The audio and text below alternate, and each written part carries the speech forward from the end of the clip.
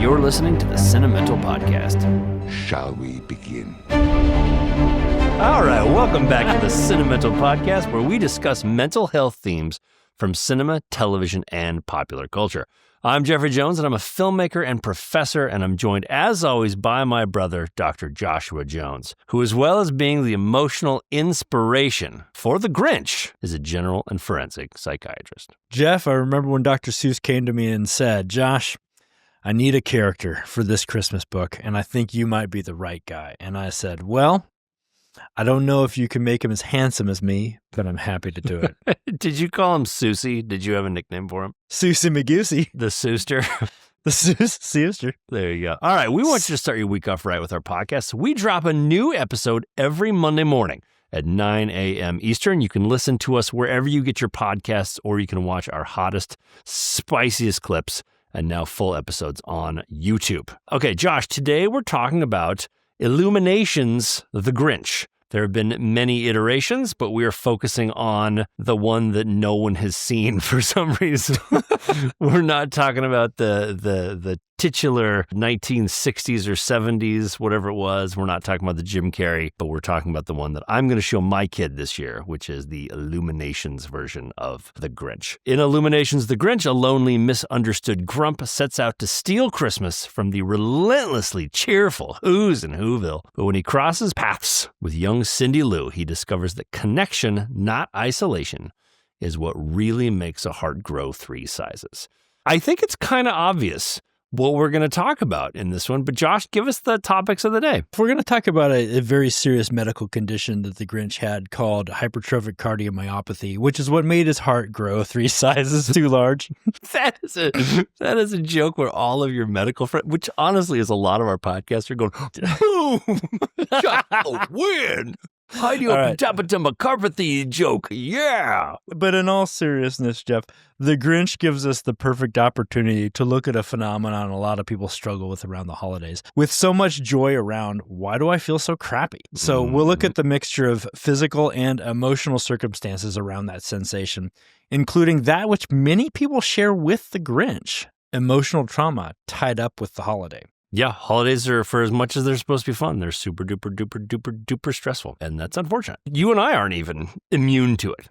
You know, I certainly have felt immense stress at certain holidays. I'm just getting back to like my love of Christmas thanks to having kids. For those who have not seen it, in The Grinch, we have the Grinch who isn't just cranky for the fun of it. He's a lonely guy with real childhood scars, and that's one of the things that differentiates this version from previous one. He grew up in an orphanage where Christmas just reminded him of everything he didn't have, and he learned to protect himself by avoiding people and hiding out on Mount Crumpet with Max, rolling his eyes at Whoville's holiday cheer. But when the season gets too loud and too joyful to ignore, he snaps and decides the only solution is to steal Christmas altogether. What he doesn't expect is to bump into Cindy Lou Who, whose kindness cuts through his defenses. By the end, he realizes he wasn't angry at Christmas, he was hurt.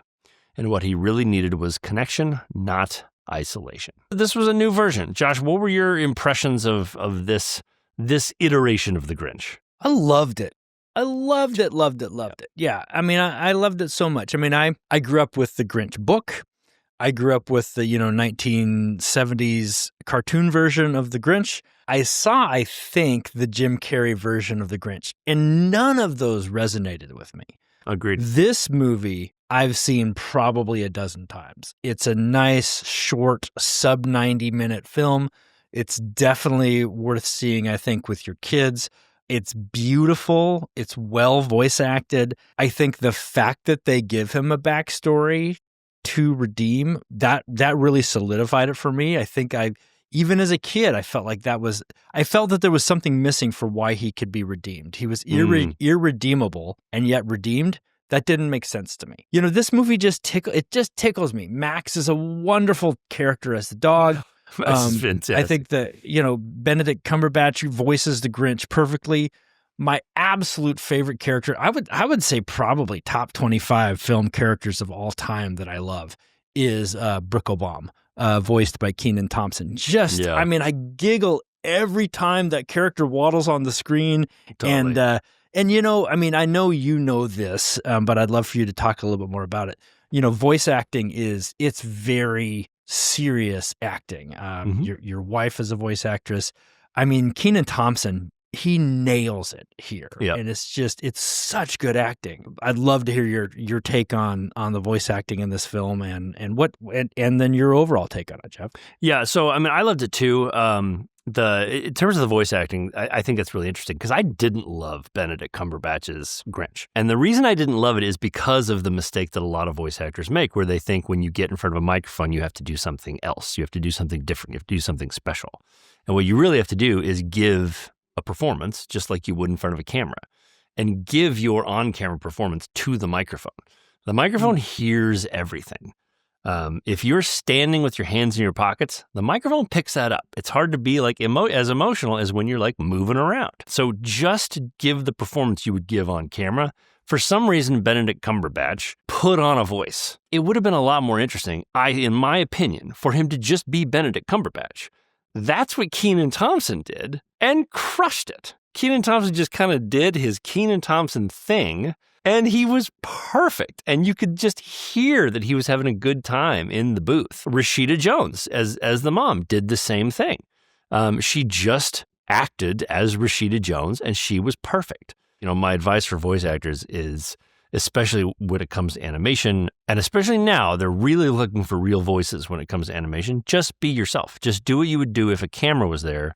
Don't do anything extra because a microphone is there. But we feel like we have to put on that voice. I disagree with you on the Cumberbatch. I didn't love it. I didn't hate it. I thought it was fine. Yeah. But I think it would have been better if he'd have just been him. I read a little bit about this, and he felt it was so hard to try to outdo the original Grinch voice, which completely agree. They originally asked him to do his British accent, and he said, everybody else is American. I'm going to do that. It would be tough to outdo that voice. So I'm not saying I loved his performance. I am saying I love Kenan Thompson. Well, that's the thing, comparing him against Kenan Thompson. Yeah.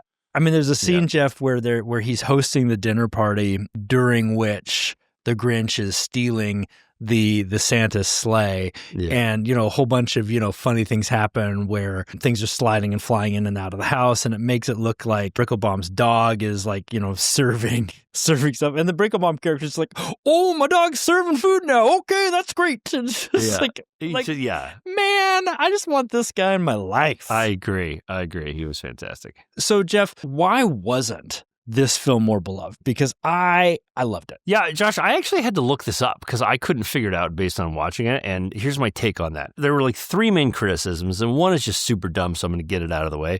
People didn't like the narrator. People didn't like Pharrell. And I think probably because he wasn't, "You're a mean one," that guy. I completely disagree. I thought Pharrell was perfect. I thought his performance was fantastic. Yeah. I think it's fun to have the words of Dr. Seuss. So for the people that didn't like that, don't understand it, don't get it. But the two criticisms that are semi-valid, people thought that it was safe and predictable, and people thought that they didn't like his backstory. So people liked in the original that he was just mean. People thought like, well, I've seen this movie before. This is an entirely safe and predictable movie. My note to that is, this movie wasn't for you. This movie is for your children. And so it might feel safe and predictable to you, but for kids who haven't seen The Grinch, this is a vast improvement of a film. The backstory is good. It helps ground the whole thing. The animation is top tier. The performances were fantastic. Like you said, it was, a short, easily digestible film. My kid is going through this incredibly anxious time in her life right now, so I can't show her things that are scary. There's no part of this movie that was scary, but it still had an amazing message. If you didn't like this, man, it's not for you. It's for your kids. Think about it through the lens of whether your kids are going to like it, and then give it another shot, because I think this is a home run. But you just have people that are like traditionalists on things, and that's fine. But remember who it's really for and act appropriately. You make an excellent point, Jeff, because this movie is clearly for kids and 50-year-old psychiatrists. 45-year-old screenwriters. Like, yeah, look. I mean, I hear what you're saying. that, oh, this is for your kids. I disagree. This is for people who have a heart. This is for people who like redemption. This is for people who like a story that makes sense as opposed to someone who's just mean and then they grow a conscience. Okay, but you see what I'm saying? Like, you're in the minority of our generation. But that's not how the real world works. And I get it. Oh, this movie was too predictable. You're watching a movie based on a children's book. Right. Where you have all the answers and the story's been told. And it's like, this story was too, and I love this. The story was too predictable, but don't add anything I haven't seen before. Right. You know, Jeff, I want to get your take on, before we move off this point, I do want to get your take on this. I do wonder, and again, I raised this point when we talked about Superman. I do wonder, as we accumulate remakes upon remakes upon remakes, did it also suffer from the fact that there's just too much previous content to compare it to, and that people pick and choose the bits and pieces from the book and the cartoon and the Jim Carrey that they loved, and, well, it didn't have this, well, it didn't have that. As we accumulate more content and more remakes, are any remakes going to be able to stand up? There's too many examples of ones that do. So it's hard to say. Like, Lilo and Stitch did a phenomenal amount of business. And maybe it's because people only didn't really watch the original Lilo and Stitch. Exactly. Yeah, I mean, that could be part of it. But I don't think that remakes on a whole aren't making money because, you know, Disney keeps making them at a massive clip, you know, so they certainly are making money. It has a built-in sort of love. I think in some regards, people love to hate stuff. So people sort of hate watch remakes so that they can, you know, like pick them apart. I don't know if it was just poor marketing for this one as to why people didn't necessarily watch it. Because I'm curious about why people just didn't even give it a shot. Well, but they did. They did watch it. This is the highest grossing Christmas movie of all time. Oh, well, then there you go. Then, yeah, it's just quite simply people like to hate on stuff. People just like to criticize. In my mind, there's only been one truly gross, just absolute bastardization of an original story that has ever been done. Every other remake to me is forgivable, except for the remake of Point Break. That is the one where I cannot forgive anybody involved. It was awful. I think people just like to hate on remakes. People just really like to criticize. You know, they like to feel like experts. But I actually feel a lot better now knowing this was the highest grossing Christmas movie because it was a great movie. It was a great movie. It was. You know? It was. So I didn't look that up ahead of time. So I actually feel a lot better about that. But yeah, I mean, let the haters hate. I don't care. But realize that, like, this is a better Grinch movie for your kids than any of the previous. I actually really liked the remix of the Grinch song by Tyler. I forget what his vocation is. By Tyga? Tyler. It's by Tyler. I can't remember what he does. Are you joking? But yeah, it's Tyler, the creator. No. Tyler, the creator. Sorry. I'm so uncool, man. I have no idea. You're really uncool. That was a great joke. That was a great joke. But, like, man, I listen to Irish folk music and movie scores. Like, I have no idea what's going on in music. Sure. I just love I love working class Irish music and classical music. That's my jam. Well, I mean, Tyler, the creator, may have made some of that. It doesn't say he's Tyler the rapper or Tyler the R&B guy. It could be Tyler. There you go. He's just the creator. He creates, Jeff. A lot of the Disney performances, and this isn't a Disney movie, but you have like the iconic, you know, Grinch voice of Yoda mean what? Who is it? Was that Boris Karloff? No. Boris Karloff voiced the original Grinch. Right. The song is by Thurl Ravencroft. Thurl Ravencroft. Okay. Which, I mean, that name is amazing. Yeah, that's a great name. Only outdone by Preston Tremblay, who is the classical host for the classical show that I love about classical music. Preston Tremblay is absolutely the guy who needs to host that. So many of the old Disney performances are so great, and I don't think it's just a matter of like me having, you know, bias towards them. But I was thinking about like the remake of Aladdin, because we've been watching the original Aladdin. You just are never going to outdo Robin Williams. Robin Williams' Genie is still, to me, like one of the top 5 performances of all time. I actually thought that all of the remixes and everything that was redone in The Grinch was like totally appropriate for the times and kind of stands up to the greatness of the original. Like, I was really, really impressed. Let's talk about The Grinch. He's such a fantastic character.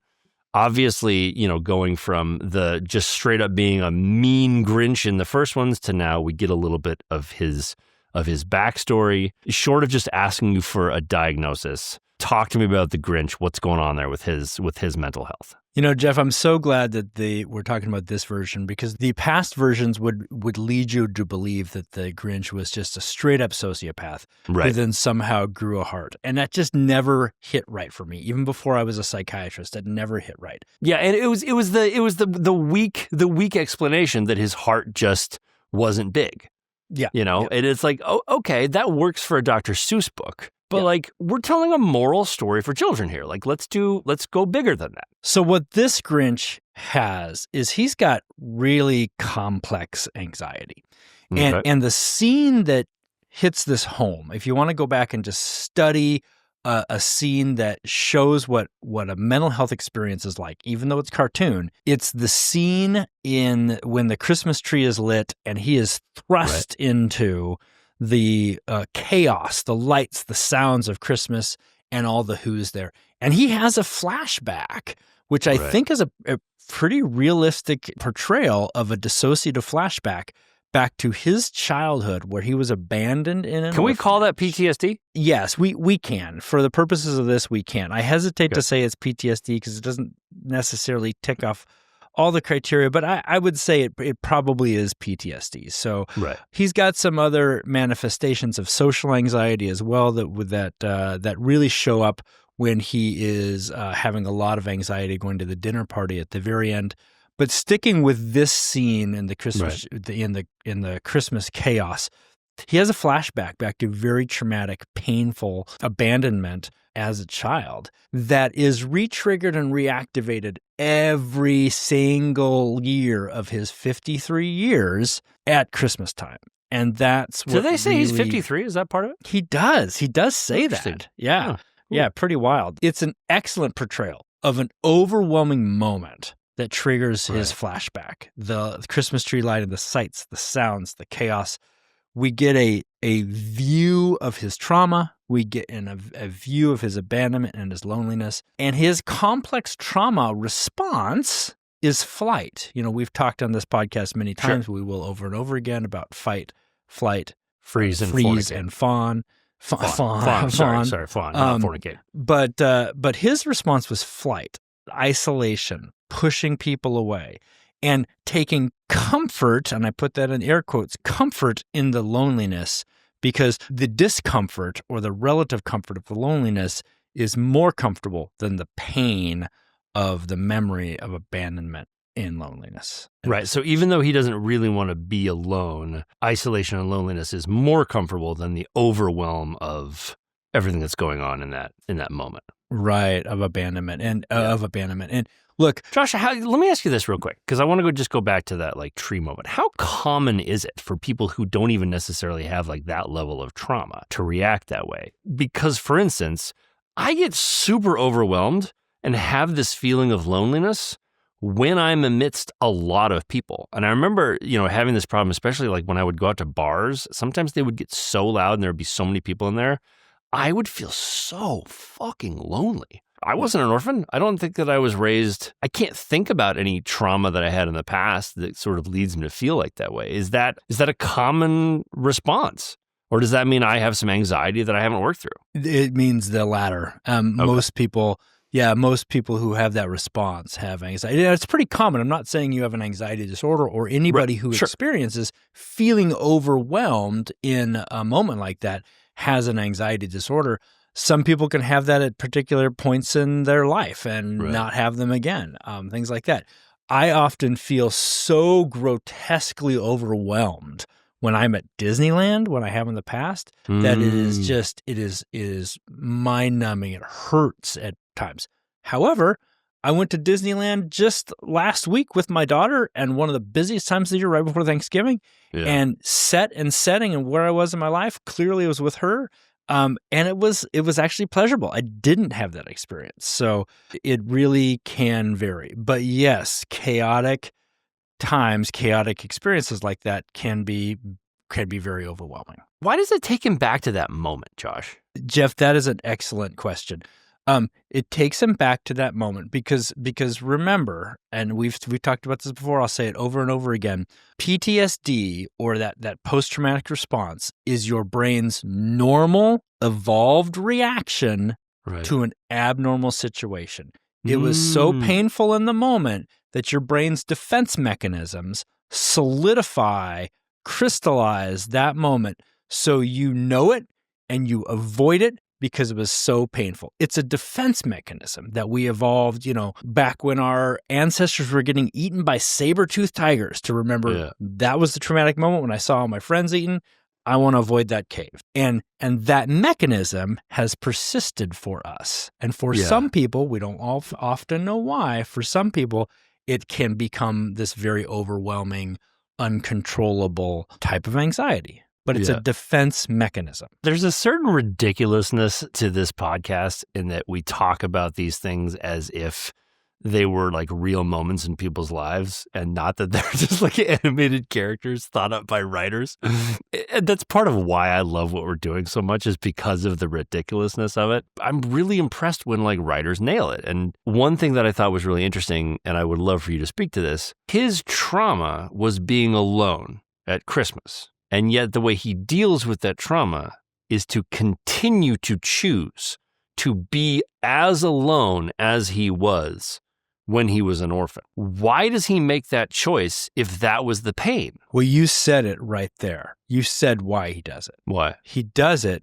because it's something he's controlling.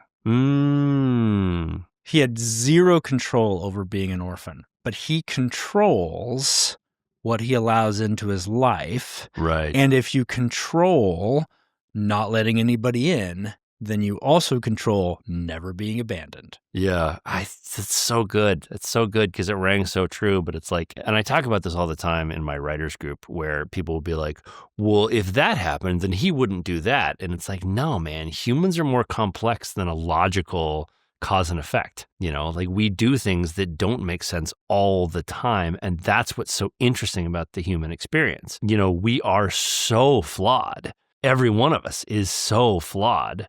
And that's what makes it interesting. That's what makes it life. That's what makes it fascinating. I think they really nailed it. I'm just so impressed. I'm so impressed with this film. Yeah, I do too. Whoever wrote that scene, or whatever group, whoever wrote that scene, either has had an experience like that or knows someone who's described an experience like that. It was really good. That's really my mental health take on the biggest scene there. But from and your on the Grinch, like I think to your point, like that scene sums up his mental health kind of issue is really, really well. And it makes so much sense. Thank you for making the Grinch redeemable by giving us that backstory. I completely agree. So completely agree. With that though, Jeff, talk to me about the theme here in the Grinch. I always miss it. You're so good at theme. Talk to me about the theme here in the Grinch. His turn is when they sing, and he realizes that they didn't need the stuff. And so Christmas wasn't about the stuff. It was about the connection. It was about the people, which is interesting to me because one of my issues with the film is this seemed to have two competing themes. He hates their greed and he's lonely. So was this movie about greed or was this about loneliness? And to me, that was a little bit unclear. He starts to turn when he meets Cindy Lou Who, and she says, I don't want anything. I want you to make my mom's life better. And that really changes him. He's like, wait, this isn't about greed. This girl wants something for someone else. And that's what sort of primes him to make the change. And then he sees that it's about neighborhood and community. And so one of the things that I thought was confusing about this movie was it did seem to have two competing themes. And and I actually want you to talk about this because I think it's probably accurate, but I, as a screenwriter, had a problem with it. If he was so lonely, if he wanted friendship, then why did he cast aside Bricklebaum? Because Bricklebaum would do anything to be his friend. And as much as the Grinch wanted to push him away, he couldn't push Bricklebaum away. So if he wanted connection, why didn't he accept it from Bricklebaum? Because Bricklebaum tried over and over to be his friend. So in my mind, he's kind of overcome this guy's going to leave me. There's nothing he can do to get rid of Bricklebaum. It really felt like there were two different themes, abandonment and his issue with their greed. Well, Jeff, two-part answer on that. So with the Bricklebomb character, a person who has a deep-seated psychological fear of abandonment isn't really ever going to be convinced necessarily that someone's not going to abandon them, no matter how hard they try. But you buy the change at the end of the movie? Well, I think he definitely wants to change. I mean, again, movies are so interesting because we see the change, we see the achievement, and then the movie ends, and then we know, if it was in real life in Whoville and the animated, then it would go on, and he would have continued challenges of trying to remember and trying, that point. So yes, I do get the change in the end. I also think that it has a little bit to do with how a person who is dealing with significant anxiety and complex trauma perceives themselves versus how others perceive them. I'm going to pause on that and talk about that in depth in a bit.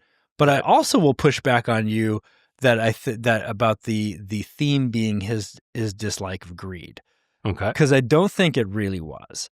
Okay. I think that, what we see isn't greed.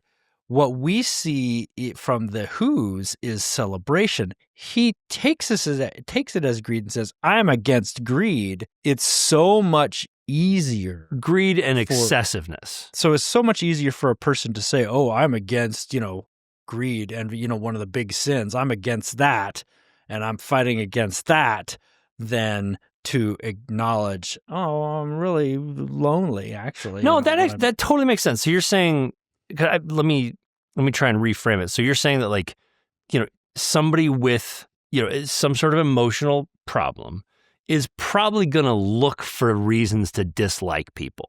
Yes. In order to push them away. And so for him, he chose, well, I don't want to be friends with the Who's. They're greedy. It's not that I can't have friends, just I don't want these friends because these people suck because they're short. They're, greedy. Yeah. Greedy. They're whatever.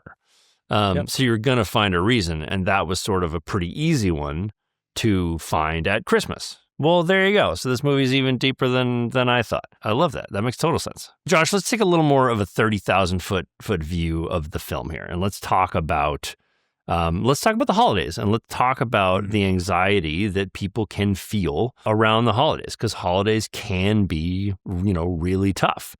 Does this movie resonate with all of us because we all have a little bit of the Grinch in us? And what does it mean that everyone has a little of that little green monster, in them? What can we do about that? What are your thoughts about anxiety at Christmas? I mean, the holiday seasons are just really, really stressful. I think that this is universally acknowledged. And then everybody feels bad about it because it's supposed to be such a joyous time. How common is it, Josh, for people to feel bad about feeling bad? It's like, I'm angry at myself for feeling depressed. It's so universal, and it's so brutal to do to yourself, to be doubly mad because you're not acting perfectly. What a crazy part of the human condition that is. We see an uptick in mental health presentations to emergency departments and an uptick in requests for outpatient mental health during November, December, January. We just absolutely do. It is predictable.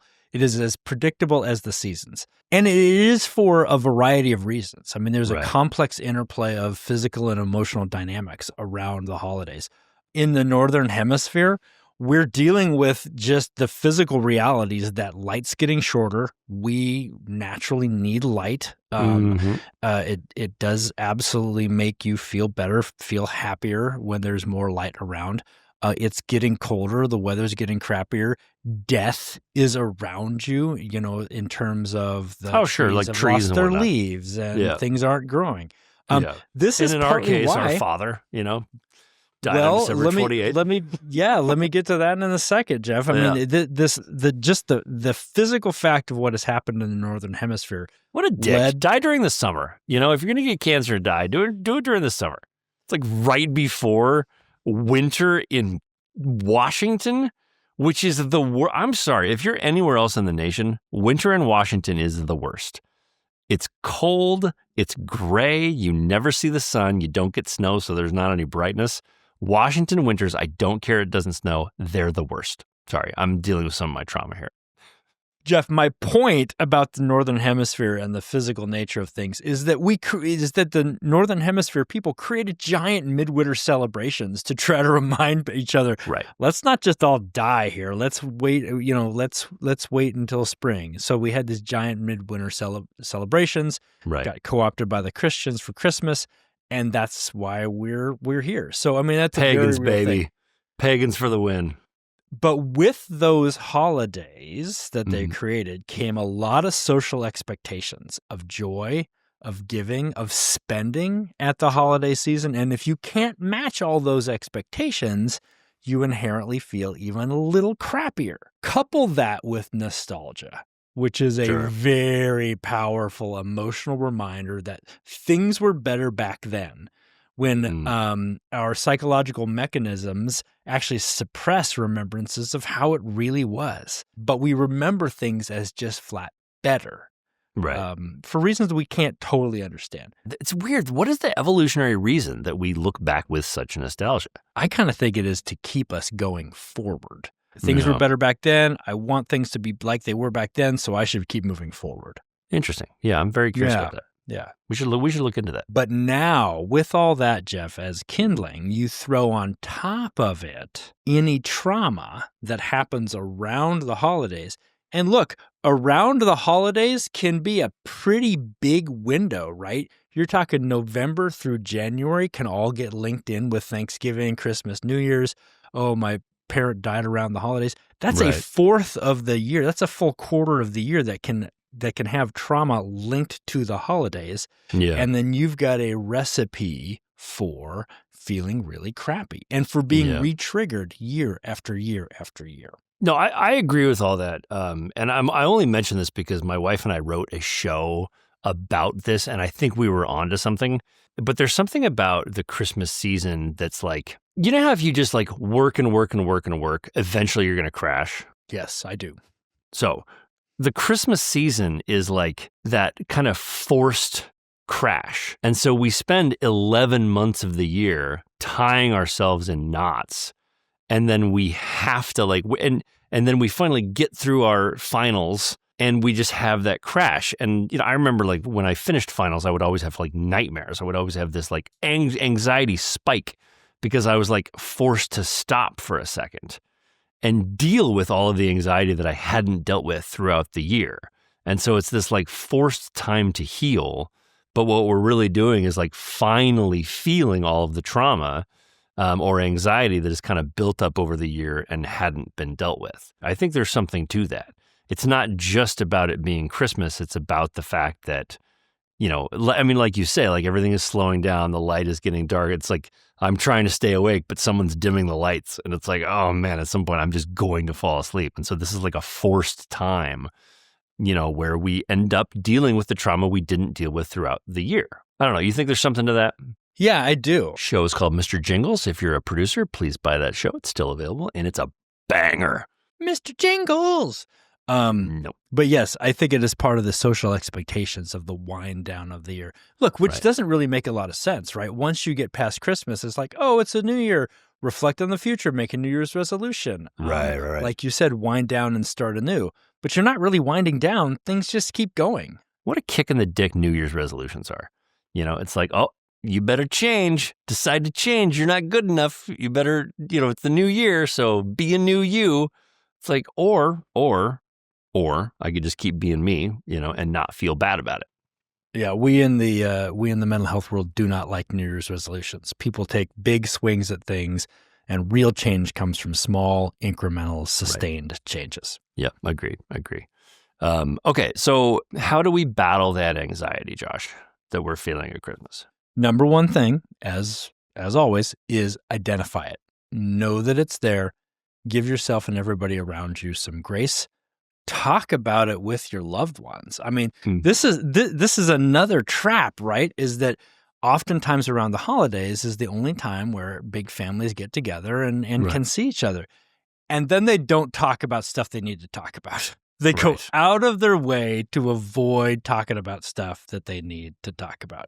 Yeah. I think of the classic episode of The Bear, the Christmas episode. I was also just going to called bring that up. It's so good. It's so the Feast of the Seven Fishes. And Yeah. that is the epitome of how families get together and then don't talk about things that they need to talk about. Challenge that. Okay, but let me ask you this, because I think I don't know that that's good advice, especially for young people dealing with older people that are so set in their ways.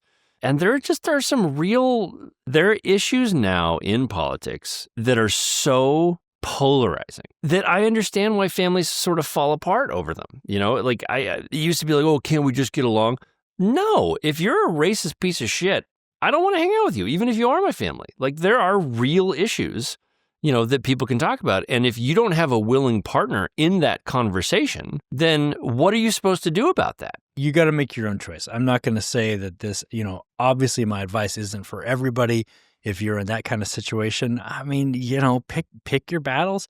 Also talk about things when it's the right time, right? I mean, I'm not saying that at the big Christmas dinner where everybody's sitting down and 16 people are there is the time to say, hey, I want to talk about how you turned a blind eye to the childhood sexual abuse that was going on, from a neighbor. I mean, that's not the time. But I don't know that there is a time. What I'm saying, well, I think there is a time where you have to talk about your parent about that. What I'm saying is the new universal thing to discuss, even with a member who you disagree with politically, is, hey, can we talk about how anxious everything is making us? Oh, sure. And finding those kind of common ground things. Yeah. That's honestly, that's my favorite thing to do with people who I know are like just on a different spectrum than I am. I'm a massive human being. So everybody kind of for whatever reason believes that I'm on their side. Like Republicans are like, oh, this guy's definitely Republican. And then, Democrats like see that all I want is hugs. And so like, I just get along with everybody and I play into that. It's so easy to find bits of common ground, and if someone says something like, it was in the news this week. So like, I'm totally fine with the fact that they, double bombed boats in Venezuela. I'm like, I'm not going to change your mind on that. Let's talk about how much we love our families. Let's talk about things that we can agree on, or let's talk about sports because we can fight about that in a way we both enjoy. There's no reason you have to have the conversation about it and change someone's belief. It's not your job to change people's beliefs. It's their job to live the life that they want to live and believe the things that they want to believe. You don't have to change everybody's mind every second of the day. And it's a lot more fun to come at people with points of similarities. I don't know. That's my take on that. And you might disagree. It might be like, no, this is the time to challenge people. I don't necessarily see the value in constantly challenging people's points of view. I'm not talking about challenging people's points of view. I'm talking about... Well, what are you talking about then? I'm talking about discussing your discomfort, discussing how difficult life is, having conversations about, hey, man, I'm really anxious about this. I'm really anxious. I'm really sad. Let's talk about this together. Let's normalize it. Yeah. Okay. That's fair. I buy that. Yeah.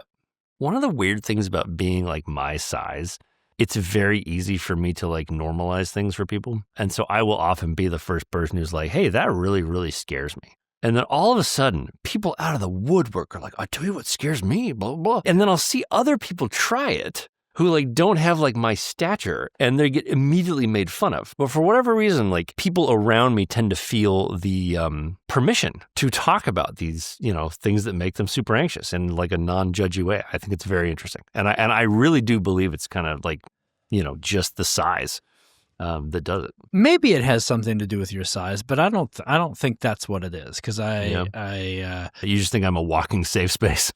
I do. I mean, because I get the same reaction. I will often be the first person to say, hey, I'm uncomfortable with this. And whereas everybody else has stayed mum.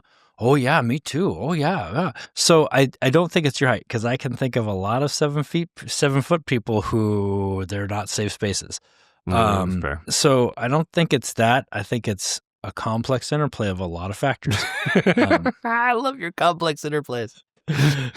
Oh man, if I ever need to just fall asleep at night, I'm like, let me just think of a complex and I am out. Listen to those dulcet tones of Josh Jones talking about emotional complexity. This is how I think, man. Let me think about my stress diathesis more. Oh, God.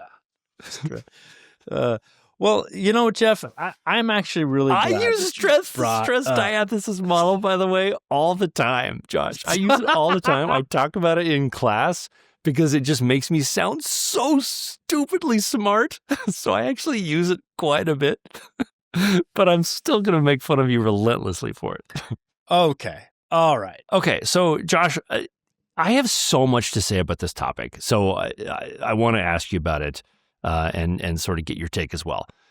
In the end, he returns all the presents. The Grinch returns all the presents. Everybody's like, "This is the guy who like stole our presents. Wow, what a turd burglar!" And then Cindy Lou Who goes up to his house, knocks on his door, and invites him to dinner. That's really the message of the movie. Is he makes a change, but he doesn't fully embrace the change. Like, yes, he delivers the presents back.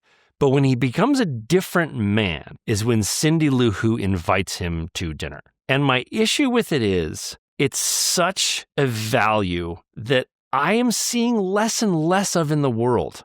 Because I believe that the Who's would have invited him to this Christmas dinner. I don't buy it in today's society that sort of thing would happen. And it kind of breaks my heart a little bit.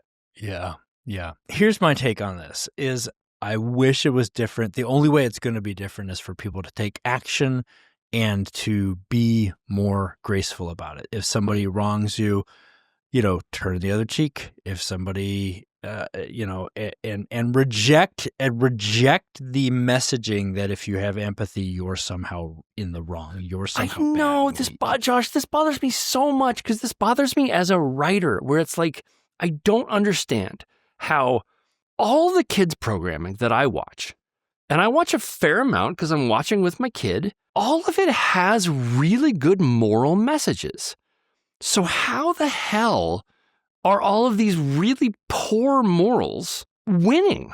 Because I don't think we're living in a society where if someone stole from us, we're going to forgive them. If anything, if someone steals from us and they go to jail and they show, true change in behavior and attitude, we still just vilify them as, well, you were once a criminal, so you're probably still a criminal. And we just have this like, well, I'm going to treat people how they treat me. And it's like, nobody gets ahead that way, man. Nobody. And I remember I had this argument on social media and I was blown away by how many people just believed like, no, you treat people how they treat you. It's like nothing changes, man.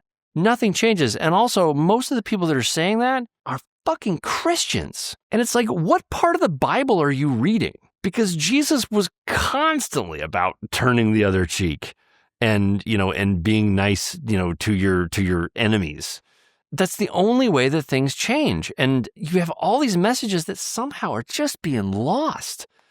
But like, I don't know what to do as a writer who wants to like share these, these morals like we see in kids' TV when they're not winning. It's not breaking through. So what are we doing? Sharing these messages. Because the Grinch is amazing. That final scene is so beautiful that they invite him. I love it so much. But we're not inviting people to Christmas dinner, Josh. I don't have a more groundbreaking answer than you have to keep trying. Yeah. Then you have to keep trying. You have to keep inviting people. You have to keep taking a look at yourself and making incremental changes to make the world a better place and to not give into the despair that, well, everybody else is doing it. Nobody else is being this way. Because it's also not true. It's not nobody else is not being this way. Some people aren't being this way. Right, and you have to do it for the sake of doing it, and not you're hoping that other people are going to change. You do it because it's your value, and that's correct. the ball. That's the right answer.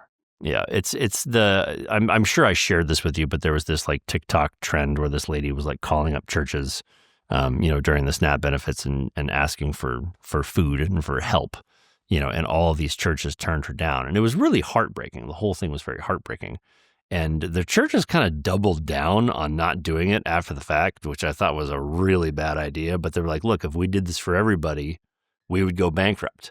And it's like, no, if you did it for everybody, other people would follow your lead and you wouldn't have to do it for everybody because you would be leading by example. And when really strong organizations or strong people lead by example, people come out of the woodwork to follow.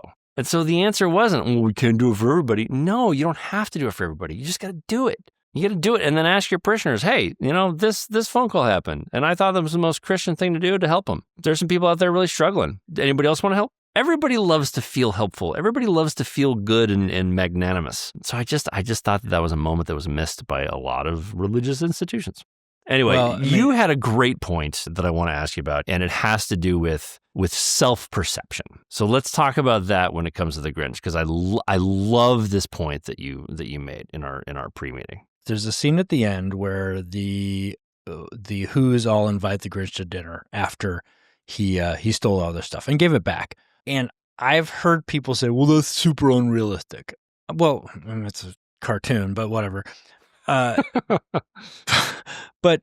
I don't think it's unrealistic, and here's why. The Grinch is clearly dealing with a significant amount of anxiety, if not frank PTSD. Right. It's got an impact on his mood. It's got an impact on how he sees the world. What we know is that people who are dealing with these chronic mental health conditions also have self-perception difficulties. And this is fascinating. I think one way of interpreting the movie is that what he did wasn't that bad. Now, right. Maybe he just didn't, maybe, his perception was that he stole all the Christmas gifts. The narration of the movie was a little inconsistent. It wasn't totally clear whose viewpoint it was from all the time, right. Et cetera, et cetera. So I think that he thought he committed an unforgivable sin. Right. As many people with depression and severe anxiety and PTSD believe that the slightest mistake that they make is an unforgivable sin. So I think that was his self-perception. And the Who's were mostly like, yeah, okay, so everybody makes mistakes. Come to dinner anyways, man. We've been Yeah. I think they've probably been inviting them for 50 plus years. Yeah. That's and this so is the one that got through. And so he perceived himself in such a negative light. Yeah. Which is part of chronic anxiety and depressive syndromes. But what he was doing wasn't really that bad. That's so fascinating because I think I have done that before. Like when I'm in my incredibly anxious phase, I think I'm such a piece of shit. I think I'm such a piece of garbage, and I have these conversations with people who are going through depression and they feel the same way. And it's like, no, you're not, and it is this like grandiose portrayal of their actions. And it's like, none of that is true, man. That's all in your head. Yeah. So I love this idea that it's like the Grinch wasn't as bad as he thought he was because he was anxious. The fact that we can apply that to ourselves is fascinating. And I think people do need to remember when you are feeling at your worst, whatever you're doing is not as bad as you think it is. I think it's amazing. Bad. Jeff, let me blow your mind and take it one step further. Okay. I will posit that I don't even think the Grinch was the Grinch. I think he was just a regular old Who. But his self-perception was that he was the most ugly, foulest, stenchiest, greenest, hairiest thing around. Oh, interesting. So being a green monster was his perception and not everybody else's. But nobody in Whoville batted an eye when he was around. Right. And there weren't other green monsters. Yep. That's fascinating. I mean, that is really that's really going deep. I mean, I bet if you ask, Dr. Seuss, he's like, oh, I hadn't thought about that. But that's really fascinating. And I think that there's something to that. I mean, just if anything, like just to accept that that's the case makes it a really interesting story. Yeah, my mind is blown. Last thing I want to talk about, Josh, just because I love the character so much, let's just talk for a second about Max. I love Max. I love that occasionally they dipped into the perspective of Max, where it was like, hey, what do you want to do? And like Max is then driving the car and the Grinch has his like tongue out the window. There's a scene where like Max has to pull the sled and he like disappears into the snow and then he climbs up out of it. Like Max is just a straight up badass. But I also think that like having Max in your life, if you're a person who's anxious, is a pretty realistic portrayal of someone with anxiety. pets are pretty prevalent among the anxious and the flawed, correct? Well, I'm going to challenge your statement, anxious and the flawed. I mean, these are just... I knew you were going to. Well, don't say shit like that, man. I'm in the moment, man. But Yeah, yes, no, I hear you. Pets are great for your mental health. They just really are. Now, there's some people who just don't have the skills to take care of a pet, and I really feel sad for those folks. But yeah, with a pet, you have unconditional love, you have companionship. There's a lot of things that you just don't have to put up with other humans. So in some ways, it can be very comforting. In some ways, you don't want it to be a replacement for really pushing your boundaries to try to be around people. But yeah, Max was that character for the Grinch. It was really well written from that perspective. And there's a certain proof that we all have that animals aren't going to leave us, right? Especially dogs. Like, we just know you get a dog, they're going to love you, they're going to be so loyal. It's like there's no danger there of someone leaving you the way there is with humans, you know? Like even Bricklebaum being as like stalwart. They do die. Sure, but they don't choose to leave you. Even Bricklebaum being a stalwart lover of the Grinch, he still is a human, or he's still a who might, abandon him like they did at the orphanage. We all kind of know dogs aren't going to do that. And that is, I mean, that fear of abandonment for someone who has a fear of abandonment is incredibly overpowering. And you're right, humans do. So I think what you're saying, Josh, if I could just recap everything, if you have a fear of abandonment, stop sucking so much that people want to leave you. Okay, let's, was that not the takeaway? One of us is a psychiatrist. It's difficult. One of us is an hour worth of podcasting. One of us is a psychiatrist, and it's often difficult to tell who. Yeah. All right. Josh, let's do our top 5 for the week. You've got this one, right?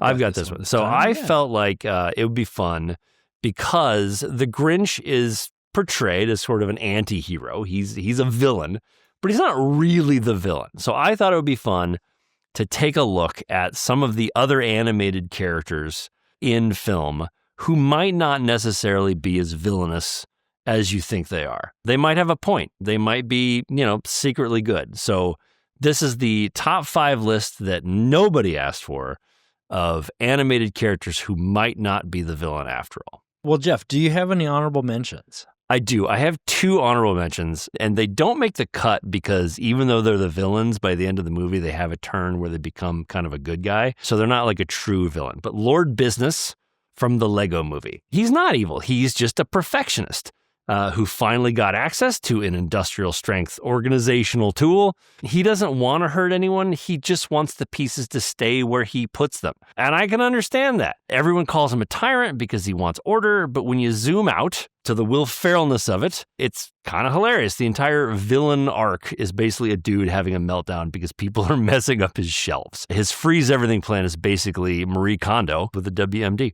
That's not evil. That's anxiety with a cape. And it reminds me, Josh, of a time when I lived with you back in the day and your Millennium Falcon fell off the shelf and you blamed me for it and you were really gracious. You're like, look, man, it happened. Just please own up to it. And I was like, I didn't do it, Josh.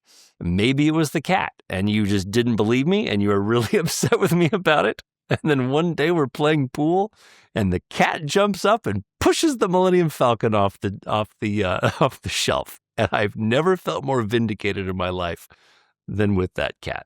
Okay, listeners, let me tell you the actual story here. That's the story. So first of all, it was the Imperial Star Destroyer. That's the number one thing that you have to understand. All right, this is only the honorable mention. We've got to move a little faster than this. No, I get it. Number 2, I completely disagree with you that Lord Business was a hero. You do not glue Legos together. Period. End of story. Okay, save your criticisms of the list until the end, and then you can share them all. I'm sorry, but that was so important. Second honorable mention. You got a next honorable mention. Go. Second honorable mention, Stoic the Vast, How to Train Your Dragon. He's not a villain. He's a dad trying his very best with the world that he inherited. He's the dad in the village who, hates the dragons, trains the kids to fight the dragons. From Hiccup's point of view, Stoic looks like the stubborn dragon hunting dictator. But then you remember, dragons have literally been killing these people for hundreds of years. So he's operating from this traumatic autopilot, hating the dragons. But when he sees at the end that the dragon is kind, he completely, turns around. So Cass is the villain, not really a villain because he makes a change by the end of the movie. So those are my honorable mentions. All right, Jeff, let's get to the real list then. Number 5. Okay, these are where it's going to be controversial, Josh, and I'm excited to hear your thoughts. I got Ursula from The Little Mermaid. Bear with me here. Okay. People love calling Ursula the villain of The Little Mermaid, but if we're being real, she's the only character in that movie following the rules.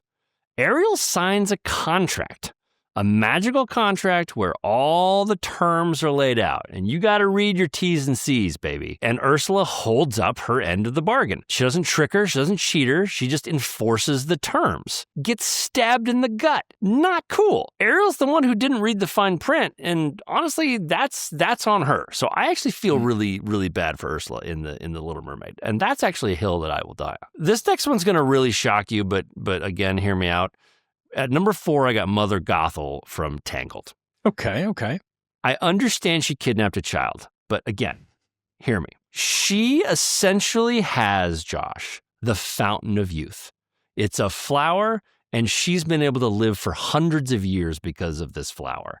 The very selfish king and queen come along, want it for themselves, steal it from her, and use it one time to save the queen. They're not using it to save the world. They're using it one time to save the queen. If you had the Fountain of Youth, how devastating would it be to have it stolen from you? You would do anything you could to get it back. Sure, the kidnapping is problematic, but the original crime is absolutely heinous in stealing something so valuable from somebody. So that's why I have Mother Gothel at number 4. Wow, I have lots of thoughts about that one, but we'll save them and move on to number 3, Jeff. Great. Number 3, Sid from Toy Story.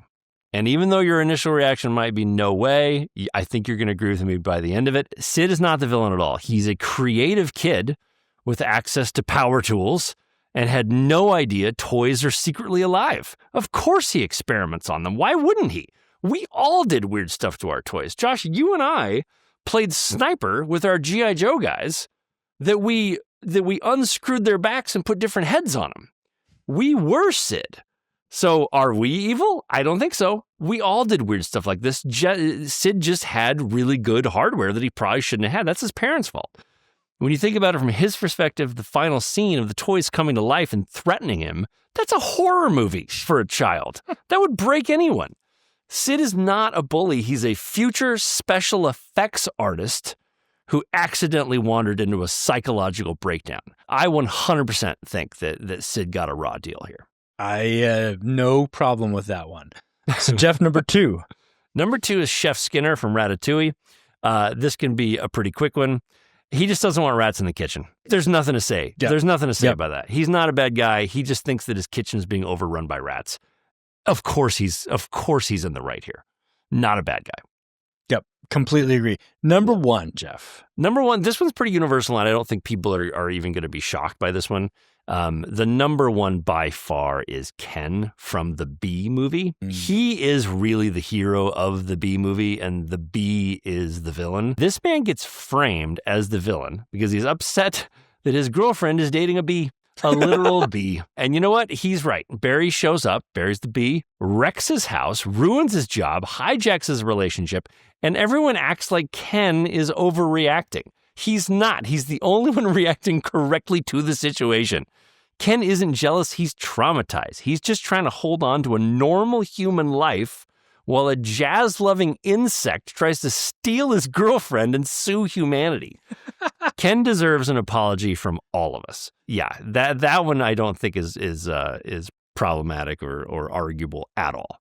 So, Josh, that's my top 5 list of villains who weren't really villains from the animated world. Anybody I missed or any thoughts? Well, Jeff, I actually think your list is really good. I don't have any problem with any of them. I've always thought Ursula got a raw deal. As a rule follower myself, I'm just like, hey. Yes. And also, read those T's and C's, baby. I think there's probably a little bit of anti-LGBTQ bias there going against Ursula as well. I agree. But the Mother Gothel one, I got a real problem with that one. you commit one of the unforgivable crimes like kidnapping. You can't. There's no redemption for that. There's just not. I mean, it is like people saying Darth Vader wasn't all that bad. Look, I'm a giant Darth Vader fan. Got him right behind me. Think he's a great character, super cool and everything. You can't excuse the fact that Darth Vader, not Anakin Skywalker, Darth Vader murdered all the kids in the Jedi Temple. You just can't get past that one. Sure. I'm not Same trying thing here. I'm not trying to redeem Darth. No, I know, but it's the same thing with Mother Gothel. Look, again, I understand that it's problematic, but the way that they sell it in the movie and in the book is that Mother Gothel was sitting on this thing that could have helped humanity, and she was selfish for not sharing this magic. And that's the part where I'm like, no, man, you guys have just painted her absolutely with the wrong brush here. I understand we can't forgive kidnapping, but you also cannot forgive the king and queen for stealing essentially the fountain of youth. That is an unforgivable crime. That's my point, is you're trying to twist the wrong person. The villains here, the additional villains, not that Mother Gothel's not a villain. She is. The additional villains are also the king and the queen. Right.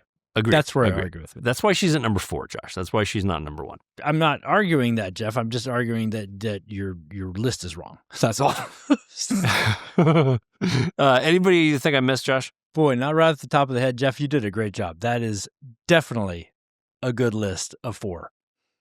A good list of 4. Yeah. That nobody asked for. All right. Thanks as always for watching or listening to Cinemental and our coverage of Illumination's The Grinch. If you like this episode, please subscribe anywhere you get your podcasts. You can watch clips of Cinemental on YouTube, where we would love to hear what you would like us to cover next. You can also watch my companion series, The One Thing, where I take a deeper dive into screenwriting, both available on the Large and in Charge channel on YouTube and the Cinemental channel that's on YouTube. This has been a Large and in Charge production for Josh Jones. I am Jeff Jones, and we will see you next week.